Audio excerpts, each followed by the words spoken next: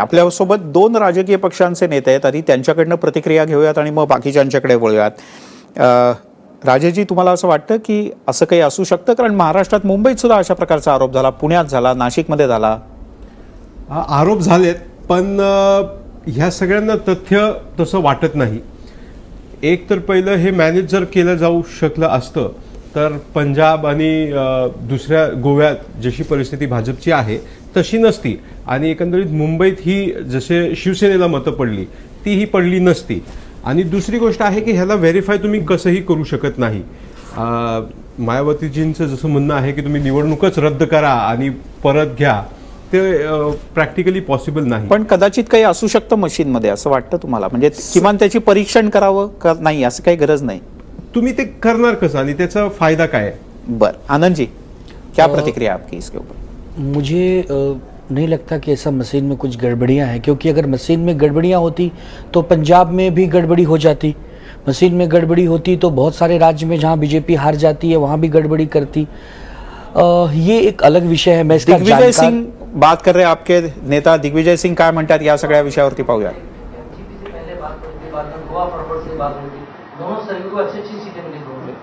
MGP से हमारा कोई समझौता नहीं की गुंजाइश भी नहीं थी, लेकिन हाँ, गोवा फॉरवर्ड से चर्चा हुई थी. हालांकि अंत में कुछ वजह से वो समझौता पूरा नहीं हो पाया.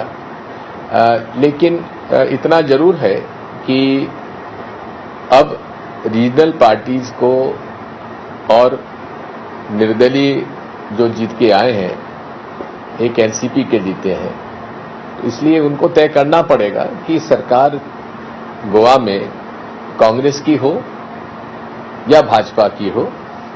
कांग्रेस जो कि सभी को साथ लेकर चलती है, और भाजपा जो कि मूल रूप से एक सांप्रदायिकता का एक रास्ता अपनाती है.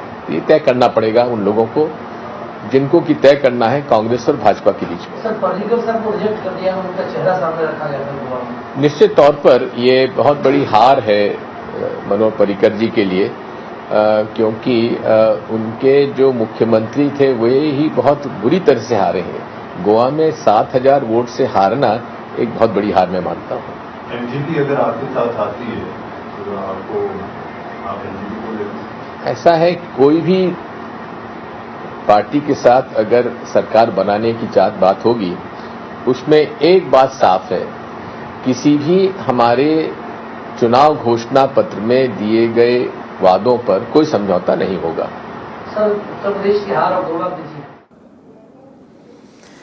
प्रामुख्यानं गोव्यातल्या गणितांबद्दल बोलत होते दिग्विजय सिंह जी.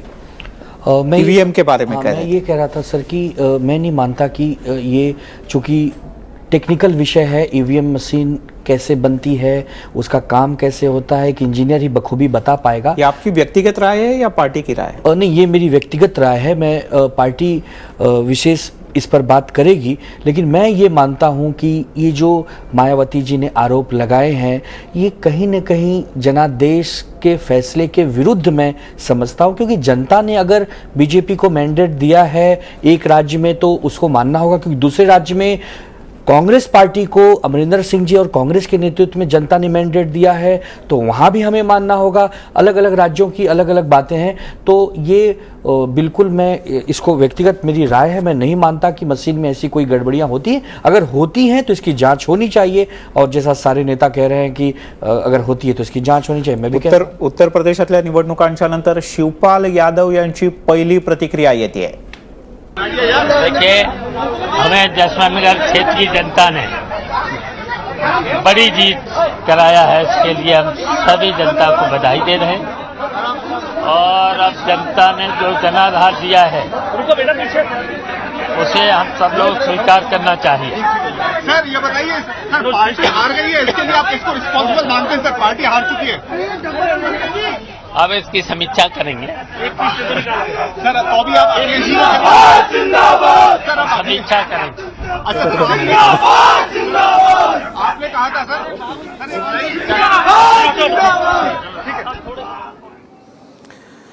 तेव्हा आपण पाहिलं सपाचा जो अंतर्गत वाद होता त्याचं सगळ्याचं फळ सपाला एक प्रकारे कसं मिळालेलं आहे ते तसं बघितलं तर ते खुश वाटत होते. काय सांगाल अनुरागजी? शिवपाल का खुश होना बहुत स्वाभाविक है क्योंकि वो सबसे बड़ा एक विक्टिम कार्ड जैसा भी वो आपको लग रहा है कि वो प्ले कर रहे हैं. और शिवपाल, अमर सिंह और मुलायम सिंह, इन तीनों को जिस तरीके से अखिलेश ने वो किया था, तो मुझे लगता है कि अखिलेश ने जो पार्टी मशीनरी जो चलाते थे वो शिवपाल जी चलाते थे. उनको मालूम था कि बाहुबली कौन कौन है, कौन बूथ मैनेजमेंट कैसे होता है, पैसे का इंतजाम कैसे होता है. तो ये अखिलेश जी ने सबसे बड़ा मुझे लगता है कि यही गलती की कि उन्होंने अपने पार्टी के जो लोग थे उनको दूर किया, कोई जोड़ा नहीं किसी को भी, और बेनी प्रसाद जी के जैसे लड़के को हटा दिया. और कई लोग जो मुलायम सिंह के भी जो लोग थे, करीबी थे, 60-70 एमएलए थे, उनके टिकट काट दिए. तो शिवपाल का जो खुश होना है वो बहुत नेचुरल है और उनके चेहरे से भी लग रहा था कि ये उनके लिए, उनकी नहीं, भाजपा की जीत जो है उसमें उनका भी थोड़ा कुछ हाथ है, शायद योगदान हो सकता है. चलो, सायकल का हात कमल के जीत में. एक प्रतिक्रिया येते आहे संजय राऊत यांची राम मंदिराच्या संदर्भात मुख्यमंत्र्यांनी जे वक्तव्य केलं होतं, पाहूयात संजय राऊत काय म्हणतात. आम्ही सुद्धा हिंदुस्थानच्या पंतप्रधानांचं अभिनंदन करतो की त्यांनी जी मेहनत घेतली उत्तर प्रदेशमध्ये विजयासाठी, स्वतः तिथे ठाण मांडून बसले आणि त्यांची मेहनत ही फळाला आलेली आहे आणि खूप मोठा विजय उत्तर प्रदेशमध्ये अनेक वर्षांनी हिंदुत्ववादी पक्षाला मिळाला आहे. या निमित्तानं उत्तर प्रदेशमध्ये रामाचा वनवास संपेल अशी अपेक्षा आम्ही करतो. आणि कदाचित हीच प्रतिक्रिया माहीत असल्यामुळे मगाशी मुख्यमंत्री म्हणाले होते की राम मंदिर तर बांधून झालेलं आहे, हे कदाचित संजय राऊत यांना माहीत नसावं. थोडक्यात प्रतिक्रिया काही नाही. आता स्वागत करतानाही त्याला एक रायडर्स म्हणून भाजपा आणि शिवसेनेचे सध्याचे संबंध बघता मला वाटतं स्वाभाविक आहे. पण एक आहे की भाजपाने या निवडणुकीमध्ये कुठेही राम मंदिर हा विषय घेतलेला नव्हता. त्यामुळे या निवडणुकीच्या त्यांच्या अजेंड्यावर तो नसणारच आहे. फक्त एवढंच आहे की आता बराचसा त्यांचा फोकस म्हणजे कम्युनल पोलरायझेशन, म्हणजे मोदींना आता मी हिंदुत्ववादी हे सांगायची गरजच राहिलेली नाही 2002 पासून. बरोबर. त्याच्यामुळे त्यांना आता जे ऍडिशनल वोट जे घ्यायचंय ते वोट घ्यायचंय ते डेव्हलपमेंटवर, ते कर्ज माफ करून घ्यायचं. ते बऱ्याच मला वाटतं 2019च्या आधी तुम्हाला बरेच असे सोप्स मिळतील, त्यात युपी पण असेल. बरोबर, नक्कीच. आणि जाता जाता पाहूयात उत्तर प्रदेशमध्ये भाजपची लहर आल्यानंतर आणि कमळ फुलल्यानंतर भाजपच्या कार्यकर्त्यांनी कसा जल्लोष केला ते, आणि हा जल्लोष पाहतच घेऊयात एक छोटासा ब्रेक.